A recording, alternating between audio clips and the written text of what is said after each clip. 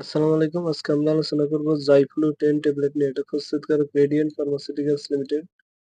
এটার generic name montelukast sodium 10 milligram. এটা per piece 70 টাকা করে। এক বক্সে 30টা ট্যাবলেট থাকে। 30টার দাম 510 টাকা। এক পাতার দাম 170 টাকা। এছাড়াও এটা 5 mg আকারে ট্যাবলেট পাওয়া যায় এবং 4 mg আকারে পাওয়া যায়। নির্দেশনা কি জন্য জাইফ্লু 10 মিলিগ্রাম ডাক্তারগণ দিয়ে থাকেন? এটি সাধারণত শ্বাসকষ্ট, অ্যাজমা, অ্যালার্জি, ঠান্ডা, সর্দি, কাশি এর জন্য ডাক্তারগণ দিয়ে থাকেন।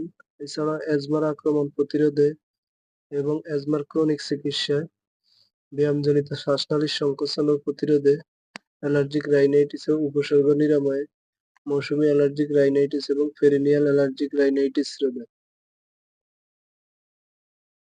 মাত্রা ও সেবন বিধি: প্রাপ্তবয়স্কদেরকে দৈনিক একবার দিয়ে থাকেন ডাক্তারগণ।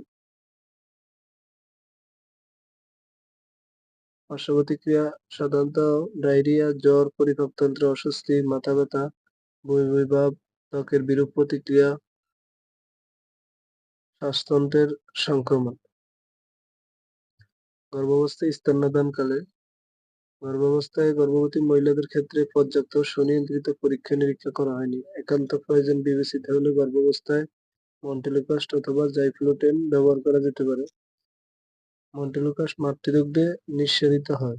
দুগ্ধদানকারী মায়েদের ক্ষেত্রে মন্টেলুকাস্ট অথবা জাইফ্লু 10 সেবনে সাবধানতা অবলম্বন করতে হবে।